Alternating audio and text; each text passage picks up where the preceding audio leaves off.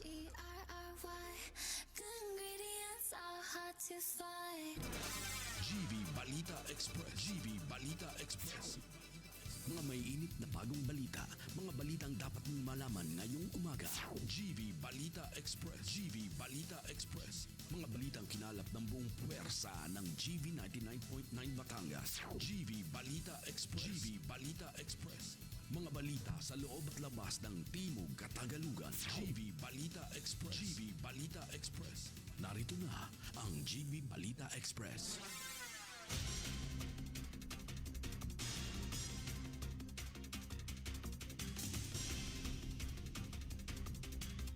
Magandang umaga mga ka-vibes. Kayo ay nakatutok sa GV Balita Express sa programang Good Vibes Morning. Kasama niyo po ang inyong lingkod, DJ Frankie, at kasama rin natin sa kabilang linya si DJ Joey Boy at si Surajak Tinay here on the studio, keeping us GV informed, GV aware, and GV updated.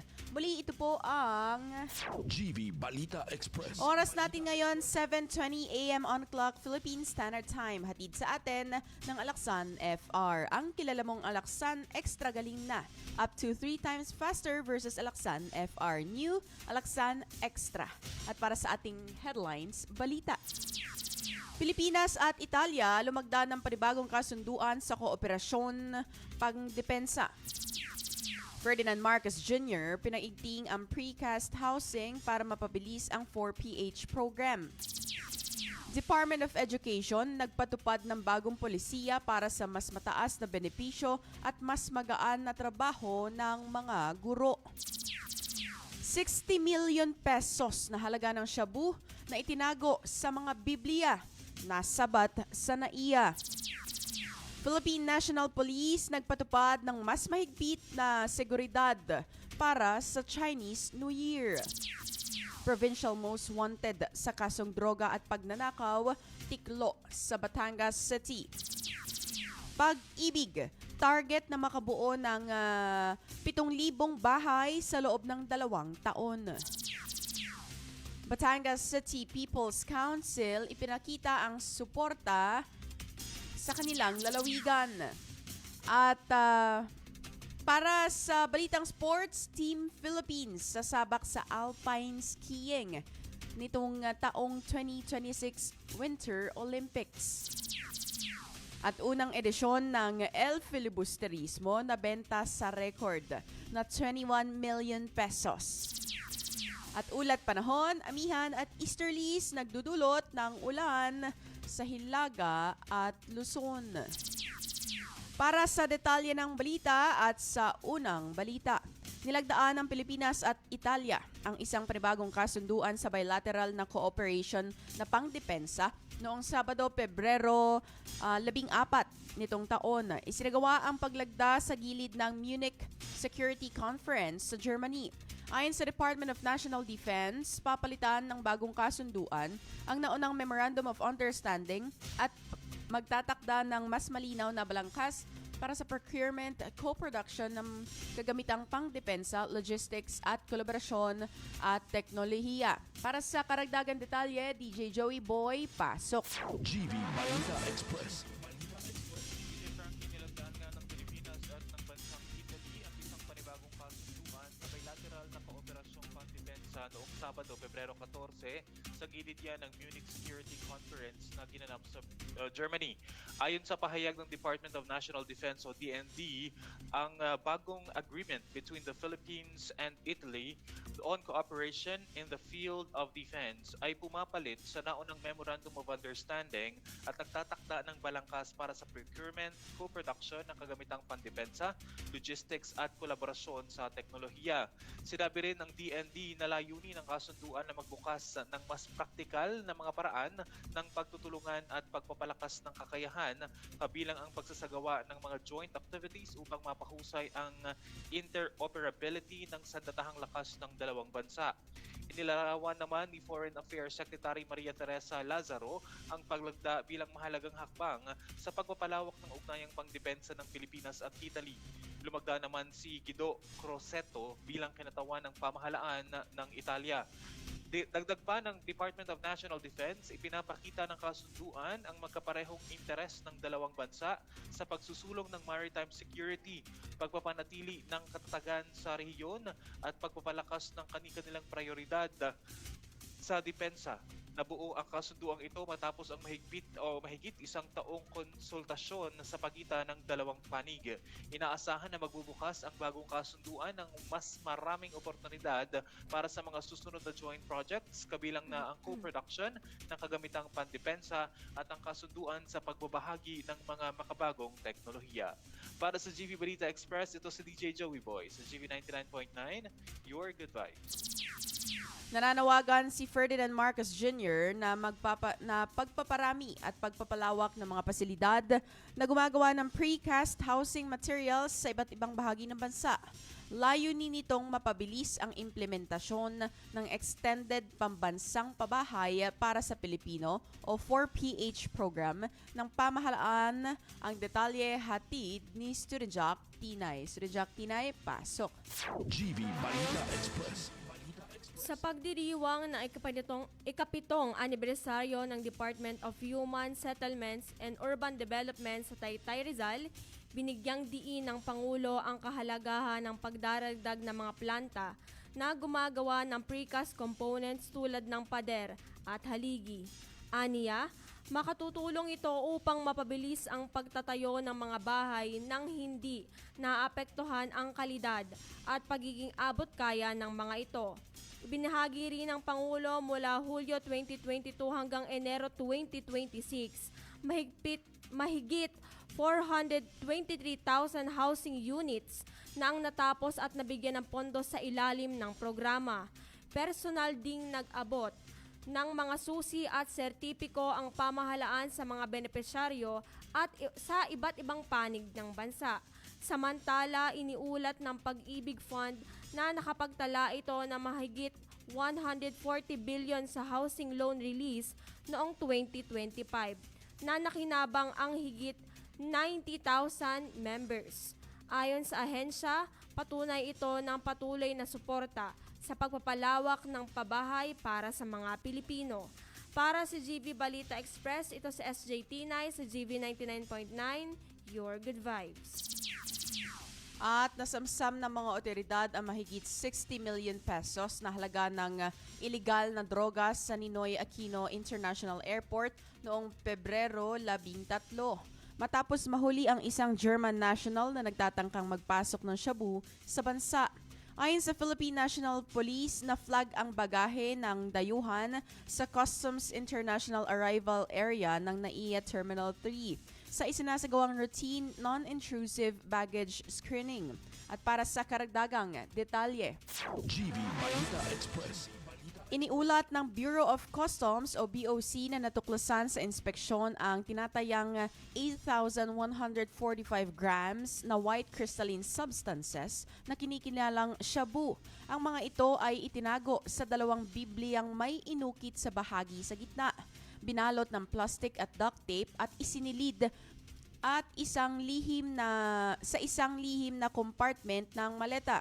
Patuloy ang investigasyon ng mga otoridad kaugnay ng insidente at posibleng mga kasabwat sa tangkang pagpasok ng ilegal na droga sa bansa.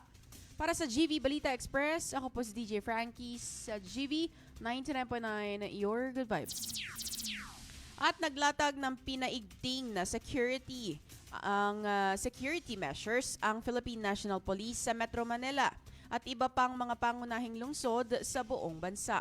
Kaugnay ng pagdiriwang ng Chinese New Year ngayong Martes, ay narito ang ulat ni DJ Joey Boy. GV Balita Express. DJ Frankie, ayon nga kay Jose Melencio Nartates Jr., hepe ng Philippine National Police, inihanda na ng kapulisan ang mga kinakailangang hakbang sa seguridad upang matiyak ang kaayusan at kaligtasan ng publiko sa panahon ng selebrasyon ngayong araw.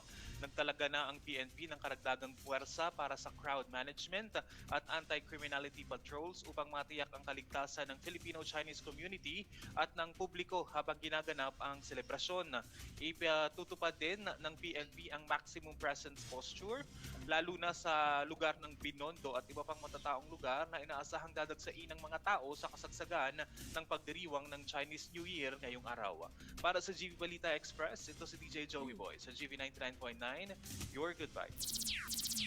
At ipinatupad na ang mga bagong reforma upang mapabuti ang kalagayan ng mga guro sa pampublikong paaralan. Kabilang dito ang pagtaas ng allowance, mas malinaw na landas na sa promosyon at pagbawas sa mga papeles ng kinakailangang asikasuhin. Ayon kay Sonny Angara, tugon ang mga pagbabagong ito sa direktiba ni Ferdinand Marcos Jr. na bigyang prioridad ang kapakanan ng mga guro. Narito ang detalye mula kay Student Jock Tinay.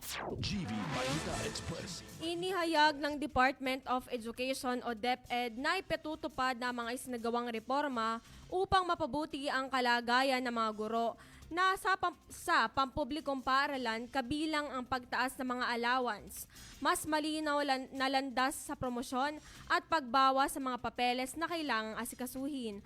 Ayon kay Education Secretary Sani Angara, tugon ang mga pagbabagong ito sa direktiba ni Pangulong Ferdinand Marcos Jr.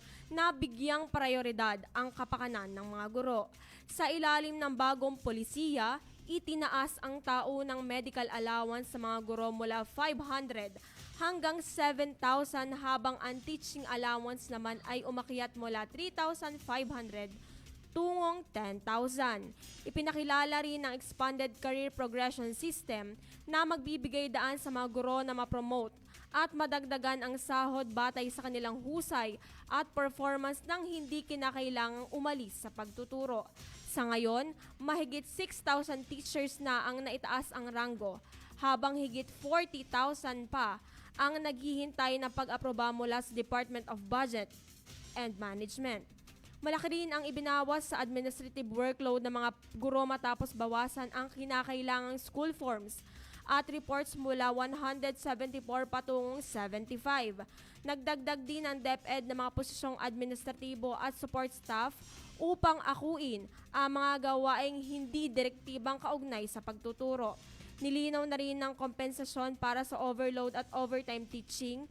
Maaari na ring makatanggap ang mga guro ng hanggang 13 vacation service credits kada taon, doble sa dating limitasyon. Samantala, ang mga nagtuturo sa mahirap at malalayong lugar ay bibigyan ng hardship allowance na katumbas ng 25% ng kanilang sahod. Pinagtibay din ng DepEd ang flexible work arrangement tuwing may emergency at mas inklusibong patakaran sa hiring para sa mga kwalipikadong aplikante.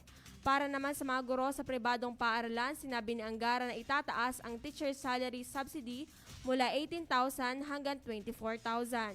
Para sa GV Balita Express, ito si SJ Tinay para sa GV 99.9, Your Good Vibes. Naaresto ang isang itinuturing na provincial most wanted person sa isinasagawang manhunt operation sa Batangas City noong February 16.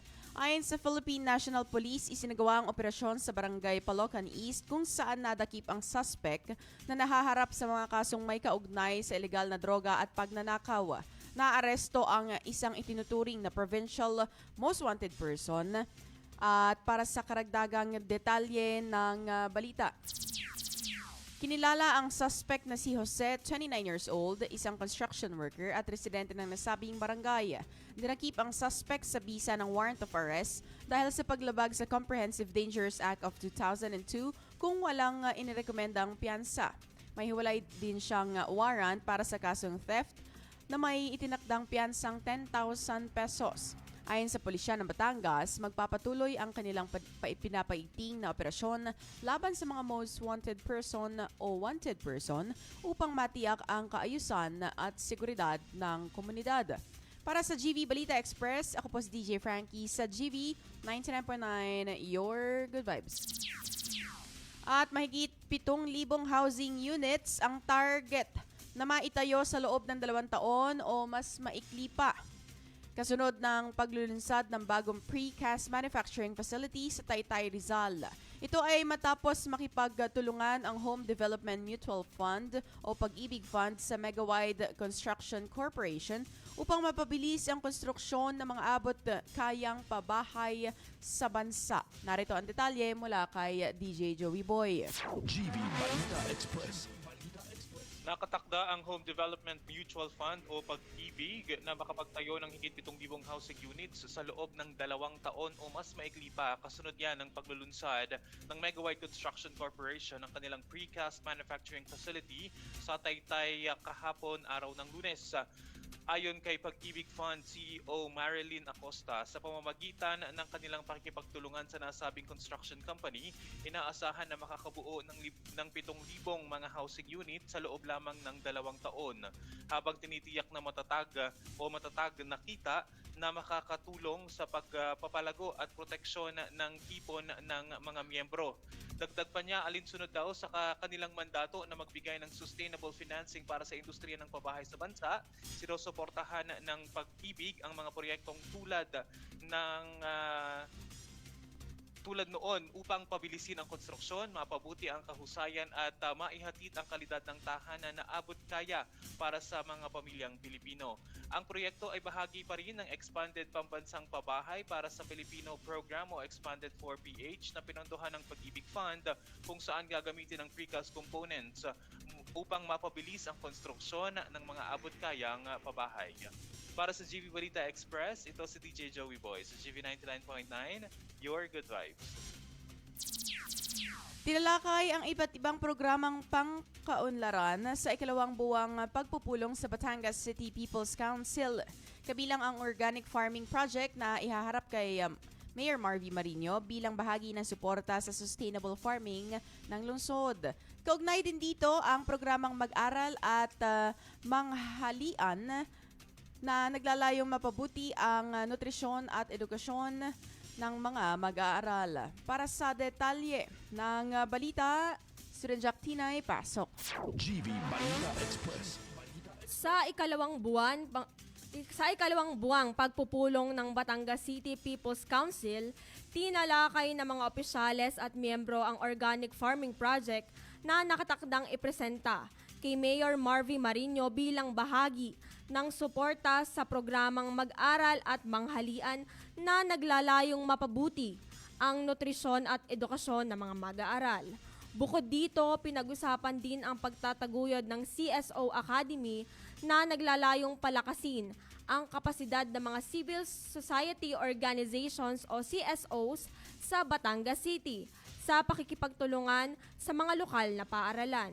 Patuloy na ipinapakita ng BCPC ang pagiging aktibong katuwang ng lokal ng pamahalaan sa pagsusulong ng maayos na pamamahala at mas malawak na partisipasyon ng mamamayan. Para sa GV Balita Express, ito sa SJ Tinay sa GV 99.9, Your Good Vibes. At lalahok ang Pilipinas sa 2026 Winter Olympics na kasalukuyang ginaganap sa Milan at Cortina d'Ampezzo, Italy, kung saan 2 atletang Pilipino ang sasabak sa alpine skiing. At para sa karagdagang detalye ng balita, GV Balita Express.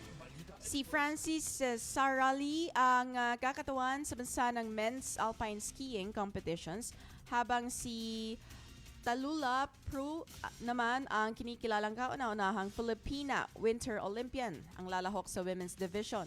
Formal na binuksan ang Winter Games noong nakaraang Sabado, February 8, at dumalo rin ang nasabing 2 atleta sa ginanap na opening ceremony sa 2 venue ng palaro. Para sa GV Balita Express, ako po si DJ Frankie sa GV 99.9, Your Good Vibes.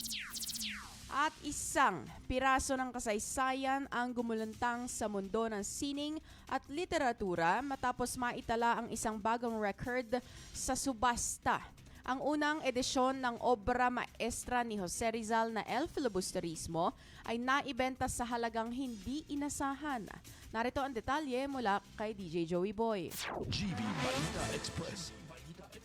Di DJ Frankie nagtalangan ng bagong record ang unang edisyon ng El Filibusterismo matapos itong mabenta sa halagang 21 million pesos, higit sa orihinal nitong panimulang presyo na 5 million pesos. Inanunsyo ito ng Leon Gallery matapos ang Asian Cultural Council Auction 2026 noong Pebrero 14. Ang makasaysayang aklat ay may lagda ni Jose Rizal at may personal na dedikasyon para kay Dr. Trinidad Pardo de Tevera. Ayon sa Leon Gallery, ang edisyong ito ay mas bihira kaysa naunang akta ni Rizal na Noli Me Tangere dahil ito ay inilathala sa panahong si Rizal ay emosyonal at mas kaunti ang bilang ng mga kopyang nalimbag. Ang natatanging halaga ng edisyong ito ay nagmula sa lagda ni Rizal at dedikasyon nito kay Dr. Pardo de Tavera.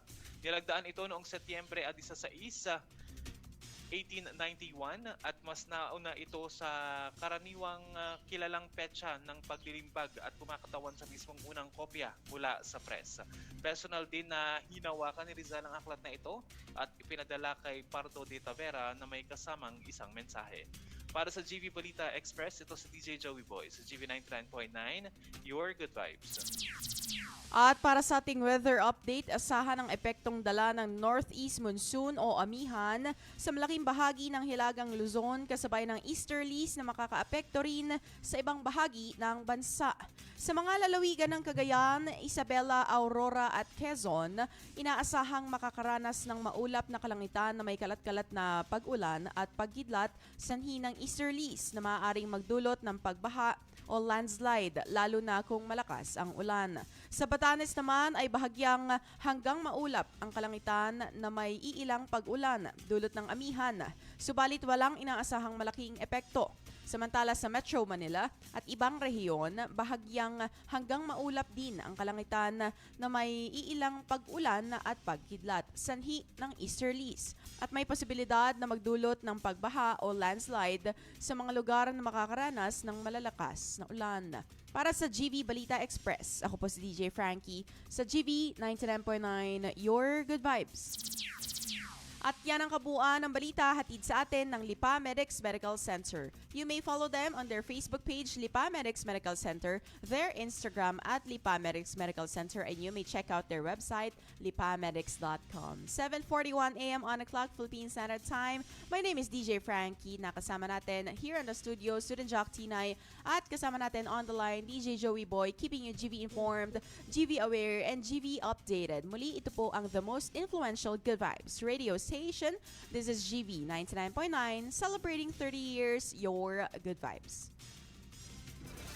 GV Balita Express. GV Balita Express. Mga may init na bagong balita. Mga balitang dapat mong malaman ngayong umaga. GV Balita Express. GV Balita Express.